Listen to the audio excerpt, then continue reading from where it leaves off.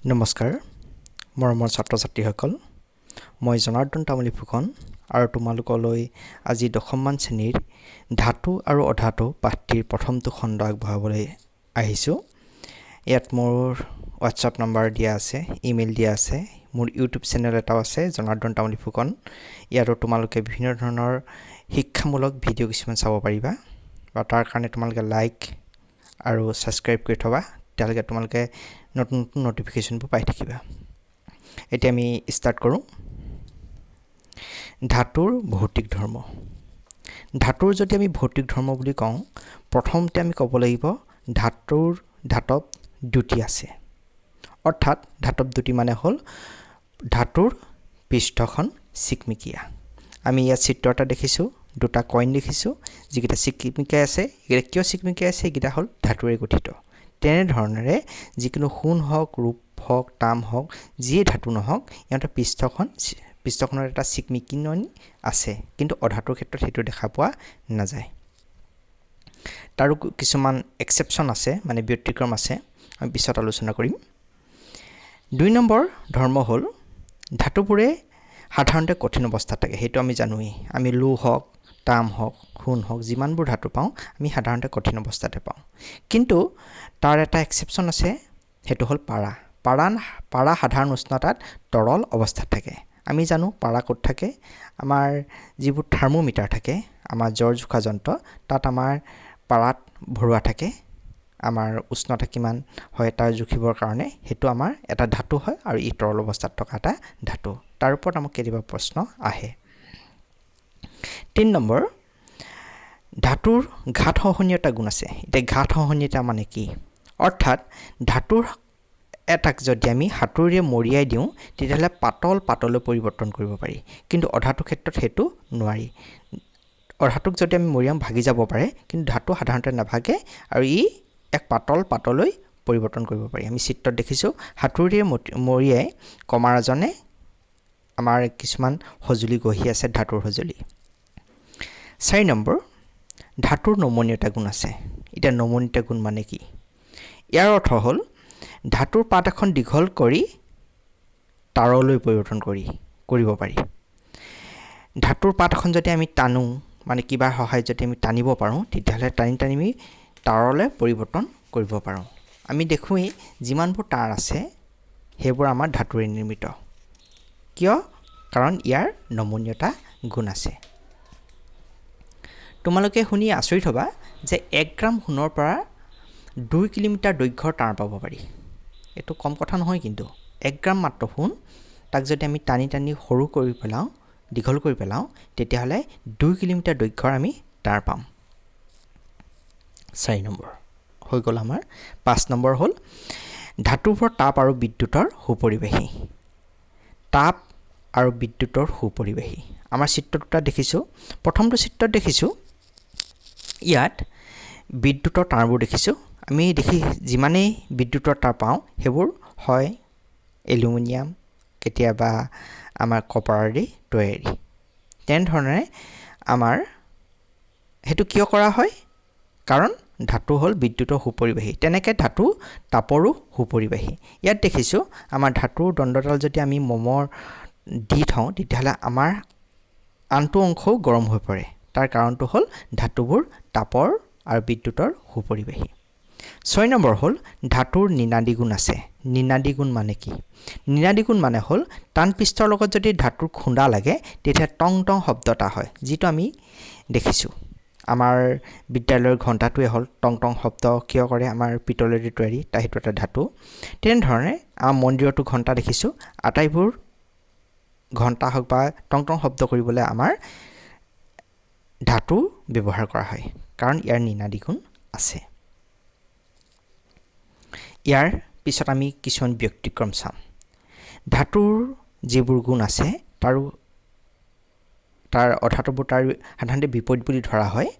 কিন্তু তথাপি কিছুমান ব্যতিক্ৰম আছে। সেইবোৰ আমি ব্যতিক্ৰমসমূহ আমাৰ কেতিয়াবা ইয়াত শ্বৰ্ট কুৱেশ্যনত আমাৰ পৰীক্ষাত প্ৰশ্ন আহে, সেইবাবে আমি ব্যতিক্ৰমখিনি আমি চাব লাগিব।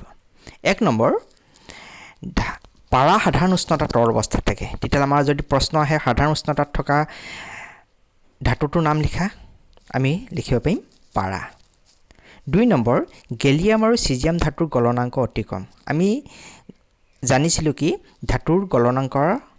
উচ্চ কিন্তু গেলিয়াম আৰু চিজিয়াম ধাতুৰ গলনাংক অতি কম যদি প্ৰশ্ন আহে অতি কম গলনাংক বিশিষ্ট ধাতুৰ নাম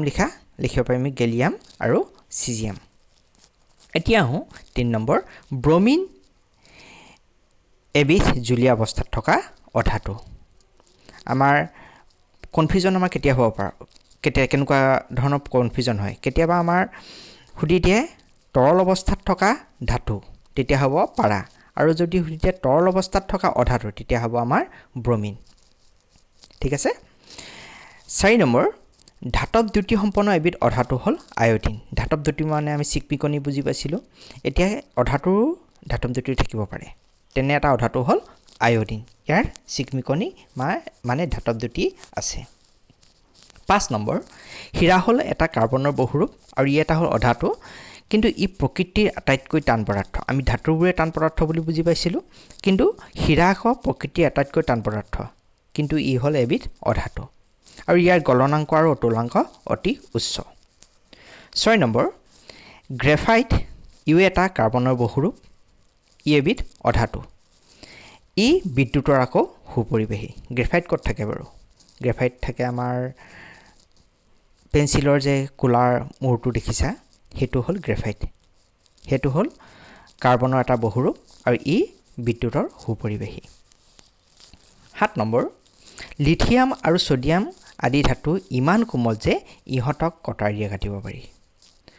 লিথিয়াম আৰু সোডিয়াম ধাতু ইমান কোমল ইহঁতক কটাৰীয়ে কাটিব পাৰি তেতিয়া পৰীক্ষাত যদি প্ৰশ্ন আহে কটাৰীয়ে কাটিব পৰা ধাতু এটাৰ নাম লিখা কি লিখিব পাৰিম লিথিয়াম বা সোডিয়াম ঠিক আছে বুজি পাইছা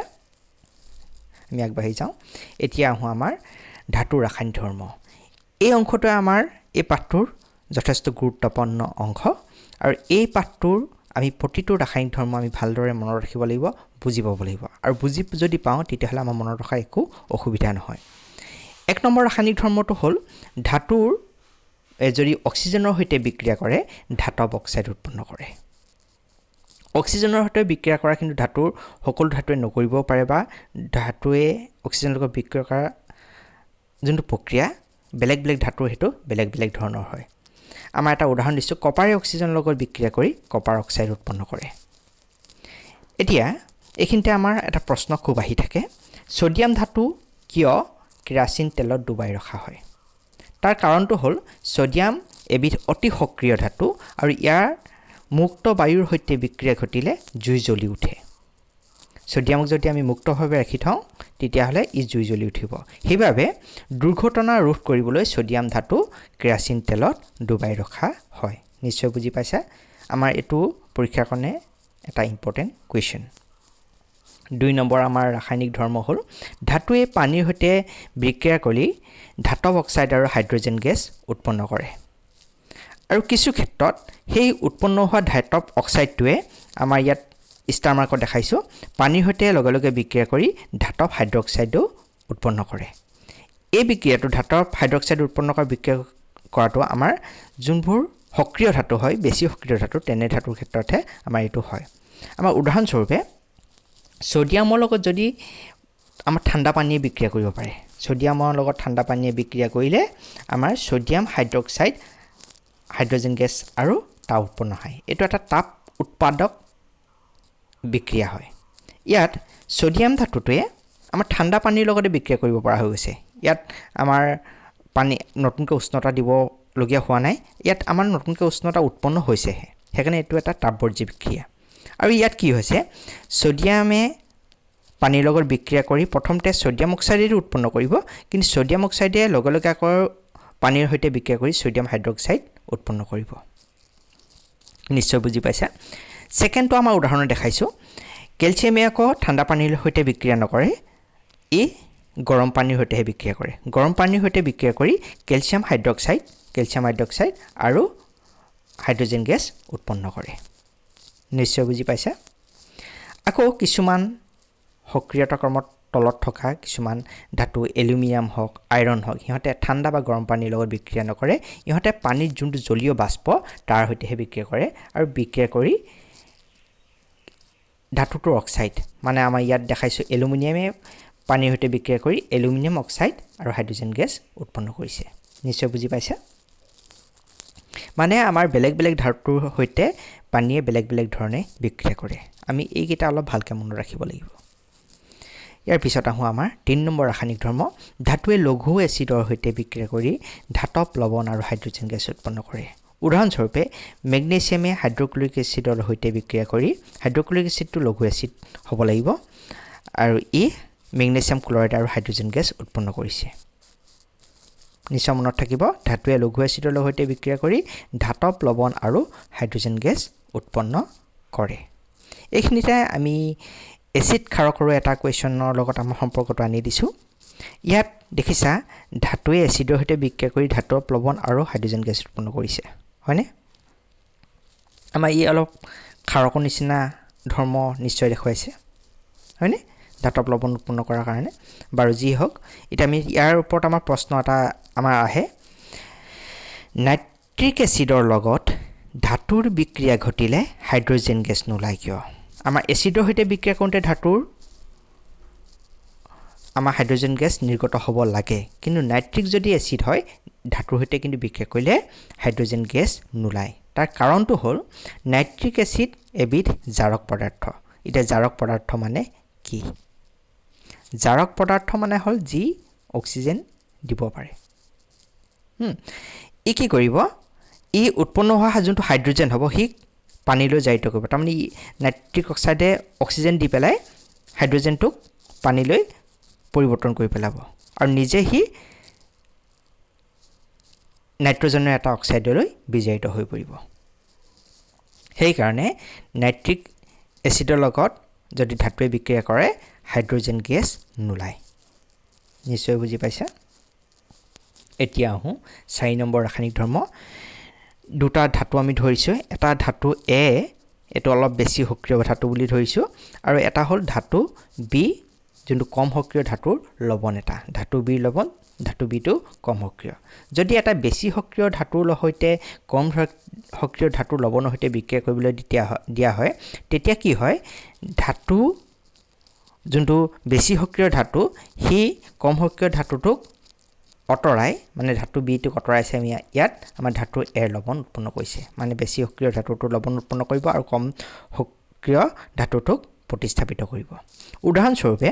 মেগনেছিয়ামৰ সৈতে যদি জিংক ক্লৰাইড বিক্ৰিয়া কৰিবলৈ দিয়া হয় তেতিয়াহ'লে মেগনেছিয়াম ক্লৰাইড আৰু জিংক উৎপন্ন হ'ব তাৰমানে মেগনেছিয়ামে জিংকক অটৰাই মেগনেছিয়াম ক্লৰাইড উৎপন্ন কৰিছে জিংকক প্ৰতিস্থাপিত কৰিছে এই মানে ৰাসায়নিক বিক্ৰিয়াৰ ওপৰতো আমাৰ কিছুমান কোৱেশ্যন আহে আৰু সেই কোৱেশ্যনখিনি জানিবৰ কাৰণে আমি সক্ৰিয়তা ক্ৰমৰ এই যোনখন চাৰ্ট আছে তোমালোকৰ কিতাপতে আছে সেইখন আমি মনত ৰাখি থ'ব লাগিব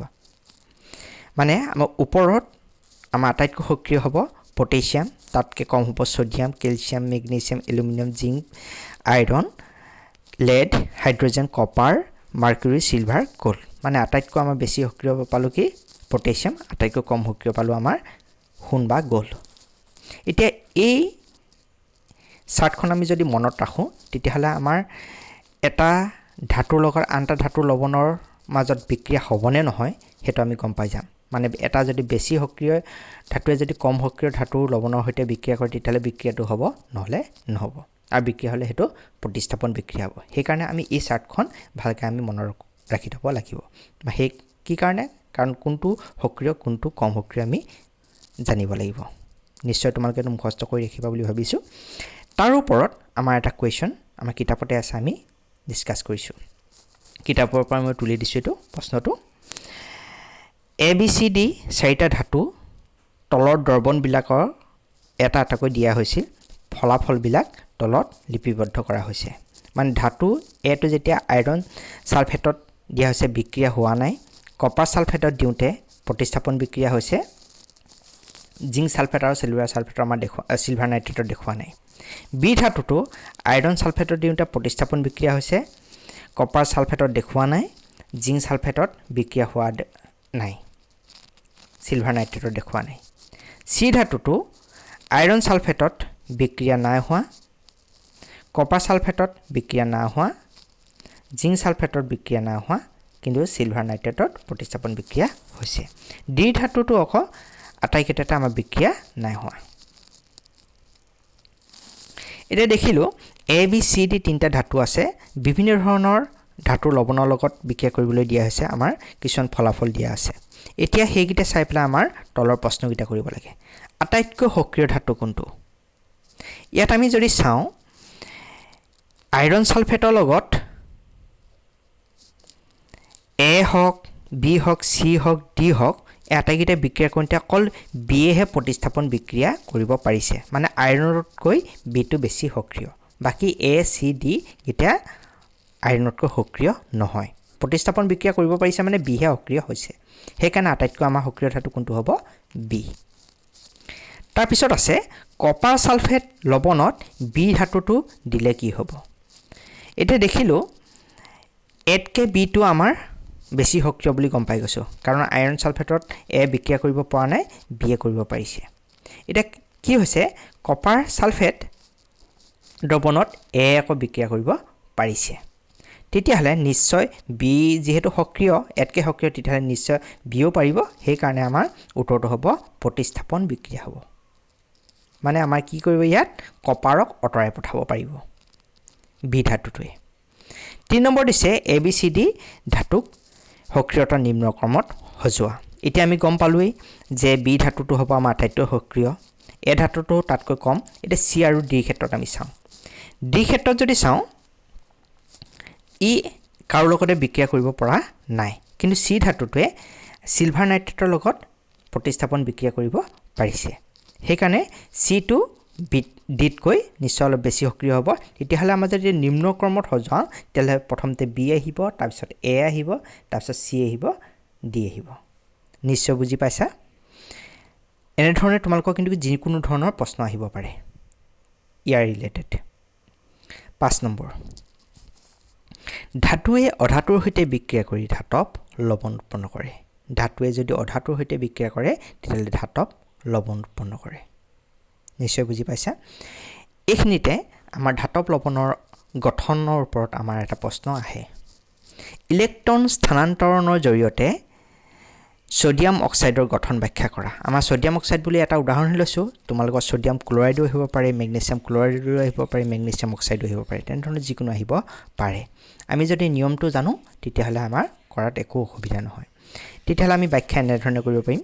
সোডিয়ামৰ পৰমাণু ক্ৰমাংক 11 আৰু ইয়াৰ ইলেক্ট্ৰন বিন্যাস হ'ল 2,8,1 সোডিয়ামৰ পৰমাণু ক্ৰমাংক 11 বুলি আমি জানোই আৰু আমি আগতে পাইও আহিছো যে ইয়াৰ ইলেক্ট্ৰন বিন্যাসটো হ'ব 2,8,1 আকৌ অক্সিজেনৰ পৰমাণু ক্ৰমাংক 8 আৰু ইয়াৰ ইলেক্ট্ৰন বিন্যাস 2,6 সেইভাবে সুস্থিৰ অৱস্থা লাভ কৰিবলৈ কি কৰিব লাগিব সোডিয়ামৰ এটা ইলেক্ট্ৰন বেছি হৈ আছে আৰু অক্সিজেনৰ দুটা ইলেক্ট্ৰন কম হৈ আছে হেকাৰণে সুস্থিৰ অৱস্থা লাভ কৰিবলৈ কি কৰিবলৈ সোডিয়ামে এটা ইলেক্ট্ৰন ত্যাগ কৰিব লাগিব সোডিয়ামে এটা ইলেক্ট্ৰন ত্যাগ কৰিব লাগিব আৰু অক্সিজেনে দুটা ইলেক্ট্ৰন গ্ৰহণ কৰিব লাগিব এটা কি হ'ব এটা সোডিয়ামে তো এটাহে দিব পাৰিব হেকাৰণে আমাৰ দুটা সোডিয়ামৰ প্ৰয়োজন হ'ব হেকাৰণে দুটা সোডিয়াম পৰমাণুৱে দুটা ইলেক্ট্ৰন ত্যাগ কৰিব আৰু সেই দুটা ইলেক্ট্ৰন এটা অক্সিজেন পৰমাণু গ্ৰহণ কৰি বিদ্যুৎস্থিতীয় বলৰ দ্বাৰা বান্ধ খাই Na2O অণু গঠন কৰিব ইয়াত আমাৰ ব্যাখ্যাটোৰ এটা চিত্ৰসহ ব্যাখ্যা দিয়া হৈছে প্ৰথমটো দেখুৱা হৈছে সোডিয়ামৰ পৰমাণু ক্ৰমাংক 2,8,1 ই এটা ইলেক্ট্ৰন বেছি থকাটো ত্যাগ কৰি Na পজিটিভ উৎপন্ন কৰিছে Na পজিটিভ মানে সোডিয়াম আয়ন উৎপন্ন কৰিছে কেটায়ন আৰু অক্সিজেন আছিলে O2 2,6 তেতিয়াহলে ইয়াৰ দুটা ইলেক্ট্ৰন কমি আছে সেই দুটা ইলেক্ট্ৰন হি সোডিয়ামৰ ত্যাগ কৰা দুটা ইলেক্ট্ৰন গ্ৰহণ কৰি O2 নিগেটিভ ই মানে অক্সাইড আয়ন গঠন কৰিব লাগিব তেতিয়াহলে ইয়াত আমাৰ সোডিয়াম দুটা ইলেক্ট্ৰন ত্যাগ কৰি অক্সিজেনক দিয়া দেখুৱা হৈছে আৰু হেগিটা দিয়াৰ পিছত সোডিয়ামৰ ত্যাগ কৰা ইলেক্ট্ৰন দুটা অক্সিজেনে গ্ৰহণ কৰি ইহত বিদ্যুৎস্থিতীয় বলৰ দ্বাৰা বান্ধ খাই Na2O অণু গঠন কৰিছে নিশ্চয় বুজি পাইছা এইদৰে ব্যাখ্যা কৰিলে আমাৰ পৰীক্ষা নম্বৰ পাত সুবিধা হ'ব এতিয়া হি পালো আমি আয়নীয় যৌগ এতিয়া আমি আয়নীয় যৌগ দেখি পালো আমাৰ ওপৰ দেখিলো আমাৰ ইয়াত ধাতু আৰু অধাতুৱে বিক্ৰিয়া কৰি ধাতৱ লৱণ উৎপন্ন কৰিছে এই ধাতৱ যে লৱণটো উৎপন্ন কৰিছে সেইটোৱে হ'ল আমাৰ আয়নীয় যৌগ ধাতুৰ পৰা অধাতুলৈ ইলেক্ট্ৰন স্থানান্তৰণৰ ফলত সৃষ্টি হোৱা যৌগবোৰক আয়নীয় যৌগ বুলি কোৱা হয় আৰু ইংৰাজীত তাক কোৱা হয় আয়নিক কম্পাউণ্ড বা আৰু এটা নাম আছে ইলেক্ট্ৰযোজী যৌগ তাৰ উদাহৰণ হ'ল সোডিয়াম ক্লৰাইড ইয়াত সোডিয়ামটো ধাতু ক্লোৰিনটো অধাতু মেগনেছিয়াম অক্সাইড মেগনেছিয়ামটো ধাতু অক্সিজেনটো অধাতু মেগনেছিয়াম ক্লৰাইড মেগনেছিয়ামটো ধাতু ক্লোৰিনটো অধাতু এতিয়া আমি আহোঁ আয়নীয় যৌগৰ ধৰ্ম আয়নীয় যৌগৰ ধৰ্ম বুলি ক'লে আমি কেইটামান আমি উদাহৰণৰ জৰিয়তে যদি মনত ৰাখোঁ আমাৰ মনত ৰাখিবলৈ যথেষ্ট সুবিধা হ'ব আমি আয়নীয় যৌগৰ এটা যোনটো সাধাৰণতে পোৱা আমাৰ আয়নীয় যৌগটো হ'ল আমাৰ সোডিয়াম ক্লৰাইড আমি খোৱা নিমখটো এতিয়া নিমখটো যদি আমি কল্পনা কৰি লওঁ তেতিয়াহ'লে আয়নীয় যৌগবোৰৰ ধৰ্মসমূহ ব্যাখ্যা কৰাটো আমাৰ একো ধৰণৰ কঠিন নহ'ব প্ৰথমতে আহোঁ 1 নম্বৰ আয়নীয় যৌগৰ ধৰ্ম হ'ব আয়নীয় যৌগবোৰ কঠিন আৰু কিছু দৃঢ় এতিয়া নিমখটোৰ ক্ষেত্ৰতে চাওঁ ই কঠিন আৰু কিছু পৰিমাণে দৃঢ় নহয়নে নিশ্চয় হয় 2 নম্বৰ হ'ল আয়নীয় যৌগবোৰ চনকা মানে যদি বেছিকৈ হেঁচা দিয়া হয় ইহঁতে ভাঙি পৰিব পাৰে নিমখবোৰ আমি যদি বেছিকৈ হেঁচা দিওঁ ভাঙি পৰিব পাৰে নিশ্চয় মনত ৰাখিবলৈ আমাৰ সুবিধা হ'ব আয়নীয় যৌগবোৰ চনকা তাৰপিছত আহিলে আয়নীয় যৌগবোৰৰ গলনাংক আৰু উত্তলনাংক উচ্চ আয়নীয় যৌগৰ গলনাংক আৰু উত্তলনাংক উচ্চ মানে ই সহজে নগলেও বা সহজে উতলি নাযায়ও তাৰ কাৰণে আমাৰ যথেষ্ট তাপৰ প্ৰয়োজন হ'ব সেইকাৰণে সিহঁতৰ গলনাংক উতলাংক এটা মানে যথেষ্ট বেছি উষ্ণতাতহে সিহঁতি গলিব বা উতলিব পাৰে সেইকাৰণে ইহঁতৰ গলনাংক উতলাংক উচ্চ 5 নম্বৰ আয়নীয় যৌগবোৰ পানীত দ্ৰৱণীয় কিন্তু জৈৱ দ্ৰাৱক যেনেকৈ আমাৰ কেৰাচিন হওক পেট্ৰল হওক সেইবোৰত আমাৰ অদ্ৰৱণীয় আমি জানোৱে নিমখটো পানীত দ্ৰৱণীয় কিন্তু কেৰাচিনত দিলে নিমখটো দ্ৰৱণীয় নহয় অদ্ৰৱণীয় হৈ থাকে 5 নম্বৰ বিগলিত অৱস্থাত আয়নীয় যৌগৰ মাজেৰে বিদ্যুৎ পৰিবহণ হ'ব পাৰে এতিয়া আমি যদি ডিষ্টিল ৱাটাৰ লওঁ পাঠিত পানী যোনটো তাৰ মাজেদি আমাৰ বিদ্যুৎ পৰিবহণ নহয় কিন্তু তাত যদি আমি নিমখ অলপ গুলি দিওঁ তাৰ মাজেদি বিদ্যুৎ পৰিবহণ হ'ব পাৰে এই আমাৰ আয়নীয় যৌগৰ ধৰ্মৰ ওপৰত নিৰ্ভৰ কৰি আমাৰ কিছুমান প্ৰশ্ন আহিব পাৰে সেইবোৰ আমি পিছৰ পাঠত আমি আলোচনা কৰিম প্ৰশ্নকেইটা আমি লিখি থৈছোঁ তোমালোকে নিশ্চয় পাৰিবা বুলি ভাবিছোঁ আয়নীয় যৌগবোৰ দৃঢ় কিয় 2 নম্বৰ প্ৰশ্ন আয়নীয় যৌগবোৰৰ গলনাংক আৰু উতলাংক উচ্চ কিয় আমি পাই আহিছোঁ আয়নীয় যৌগৰ গলনাংক আৰু উতলাংক উচ্চ কিন্তু আমি জানিব লাগিব কিয় উচ্চ 3 নম্বৰ কঠিন অৱস্থাত আয়নীয় যৌগবোৰে বিদ্যুৎ পৰিবহণ নকৰে কিয় বিগলিত অৱস্থাত কৰে কিন্তু কঠিন অৱস্থাত ইহঁতে বিদ্যুৎ পৰিবহণ নকৰে তাৰ নিশ্চয় কিবা কাৰণ থাকিব লাগিব সেইখিনি আমি পিছৰ খণ্ডত আমি ডিসকাস কৰিম আজিলৈ ইমানেই ধন্যবাদ আৰু তোমালোকে যদি এইটো পাঠটো ভাল পাইছা অনুগ্ৰহ কৰি লাইক শ্বেয়াৰ আৰু সাবস্ক্ৰাইব কৰি দিবা মোৰ ইউটিউব চেনেলো আছে তোমালোকে চাব পাৰিবা বিভিন্ন ধৰণৰ ভিডিঅ' পাবা তোমালোকৰ যদি নিজৰ সুবিধা হৈছে বুলি ভাবা বা আনৰ সুবিধা হ'ব বুলি ভাবা তেতিয়াহ'লে অনুগ্ৰহ কৰি শ্বেয়াৰ কৰি দিবা ধন্যবাদ